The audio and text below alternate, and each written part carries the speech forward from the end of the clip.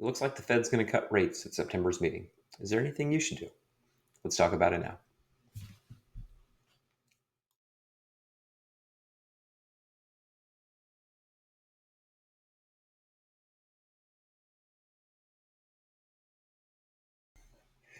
Hi, my name is Eric Blattner with Divvy Wealth Management, and thanks for watching.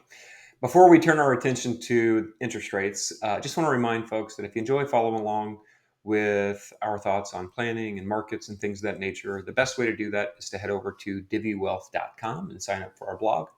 Or you can go over to YouTube and search at Divvy Wealth Management and subscribe to our channel there. I'd also like to remind folks that anything that we discuss on these videos is informational in nature and should be considered for educational purposes only. It's certainly not financial advice. So with that being said, let's turn our attention to interest rates. And since 1982, the Federal Reserve has cut their target interest rate, or the range, 85 different times. And all signs are pointing to number 86 happening in September at next month's meeting. And this is going to be the first time in a little while now that we've had an environment in which rates are falling, at least on the short end of the interest rate curve.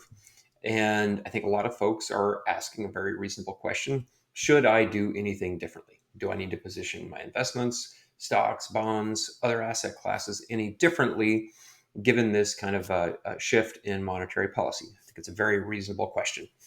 And for those folks who have been following along with us, you probably already know at least part of what my answer is going to be. But if folks are looking for kind of a short-term tactical trade idea to take advantage of perhaps a 25 basis point cut in the Fed funds rate, this is definitely not the place for you.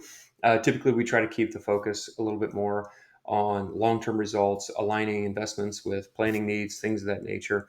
And so we really try to zoom out and provide a little bit of historical context, perspective to hopefully provide kind of a framework for thinking through these things, especially in the short term and how they might impact long-term results. So if that's more of your interest, keep watching. Hopefully there's a couple pieces in here that are interesting to you.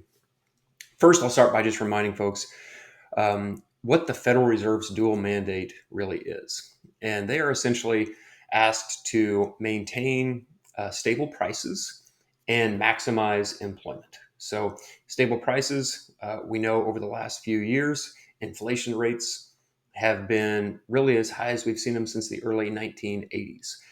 The chart here shows inflation, which is the orange line, and you can see that it was gradually rising, actually pretty sharply rising, 2020, back half of 2020, 2021, into 2022. And it peaked at a little over 9% and has been fairly steadily falling over the last year or so. And it's kind of hovering around that 3% range, right in that ballpark. The green line shows the unemployment rate, and there was an obvious spike in the COVID period. But more recently, if you look at the right-hand side of this chart, you can see the unemployment rate has just gradually been climbing. And so those two things together are giving the Federal Reserve a little bit of wiggle room to actually bring interest rates lower. And when we talk about interest rates, we're specifically talking about the Fed funds target rate. We're not really talking about long-term rates on corporate bonds, treasury bonds, anything of that nature. That's generally going to be more influenced by market participants, buyers and sellers, and their expectations for inflation and growth in the future. So we're really talking about that short end of the curve. And if we take a look back, I'm going to share another chart now that kind of shows how we got here. So you can see that starting in 2021, the Fed funds target rate started to climb higher, that stair step higher. And this is a chart from Macro Bond. And so on the left-hand side of the chart, you can see the path. That's historical. The Fed funds rate stair stepping higher as inflation rates were moving higher and higher as well. So that was their primary means to, or one of the primary means they had to fight inflation, was to raise their target rate. And then on the right-hand side of the chart, that's basically what the market's anticipating today. There's actually three lines there. So that top line is essentially what expectations were at the beginning of July. And those bottom two lines were beginning of August and then more recently. They're pretty close to one another. But what you can see is that back at the beginning of August, or late July, early August, right around that time frame, there was a jobs report released. and it was weaker than expected. And so that allowed, or that basically influenced market expectations lower, or it essentially made investors think that the Fed is now more likely to act more aggressively and more quickly than they had previously thought in July. So the punchline is the expectation now is for rates to move a little bit lower, a little bit faster than what was previously anticipated. And so, again, back to the big question, should you take any action? And in order to try to address this question, we really wanted to look at some historical context. And I mentioned earlier that there were 85 different periods in which the Fed's cut rates going back to the early 1980s. This chart shows that same Fed funds rate, but I only included the days in which a Fed funds rate changed, either higher or lower. So all the periods where it flatlined or it stayed constant, those have all been removed. So we're basically looking at periods in which rates were, or on days when rates were going up or rates were going down. And specifically, we wanted to look at those periods circled in orange. Those are the environments in which the Federal Reserve was cutting their target rate. And so there's 1, 2, 3, 4, 5 periods circled in orange. Perhaps we're entering a sixth. And what we tried to do is, this is not a comprehensive guide. We're not going to take a look at every asset class under the sun, but we wanted to look at a few big buckets and see how did different asset classes behave following days in which the Federal Reserve cut rates. And so we looked at three specific asset classes: stocks, and we used the S&P 500 as a proxy for the stock market. We looked at bonds using the Bloomberg Aggregate Bond Index, which is a very common benchmark for fixed income investors, high quality bonds, a very reasonable proxy, in my opinion. And then lastly, real estate. And specifically, we were looking at publicly traded REITs, a real estate investment trust. And that we're going to use that to essentially provide some type of data for how real estate behaved in those falling rate environments. Hopefully that makes sense. So when we looked at each of those different 85 periods, we looked at how those markets, stocks, bonds, and real estate performed over the following month and over the following year. And a summary of that data is presented here. I'm just going to touch on a few high-level data points, but if you want to take a look closer, pause the video now so you can kind of see the individual data points. The first bucket with the green header, that's the S&P 500. And I'm going to focus really on that second row, the median return. And I don't really care all that much about what happened 30 days after a Fed rate cut. Most of the time, we're not terribly interested in short-term market calls. So even a year is a little bit too short-term for my taste, but nevertheless, wanted to get a feel for how markets behaved in the year following a rate cut. And in those 85 individual periods, the S&P 500, the median return for the S&P 500 was 12%, which is a pretty good return. And these are total returns, so it does include the impact of dividends. The average return was 8%, and the stock market was positive almost 3/4 of the time. So that's a pretty decent base rate. Now, if we shift over to that middle section, bonds, and the median return for bonds during or in the year following rate cuts was almost 9%. Pretty darn strong. And more importantly, I think, is that bond returns were positive almost every single time in the year following a rate cut. 96% of the time, this index actually had positive total returns. And then if you look at real estate, REITs, that final grouping, they actually had the best average and median returns over time. Looking at those individual 85 periods, the median return for REITs was 16.5%, just like stocks, positive about 74% of the time, 1 year following a rate cut. So that's a little bit of the summary data.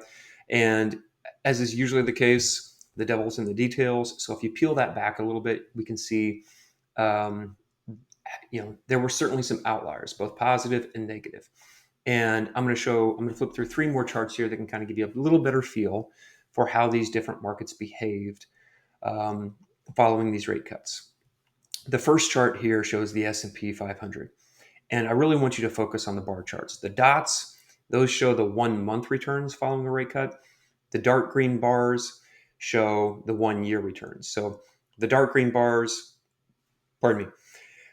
basically mean in those years, the stock market was positive following a rate cut, and the light green bars means that the stock market was actually had a negative total return in the year following a rate cut.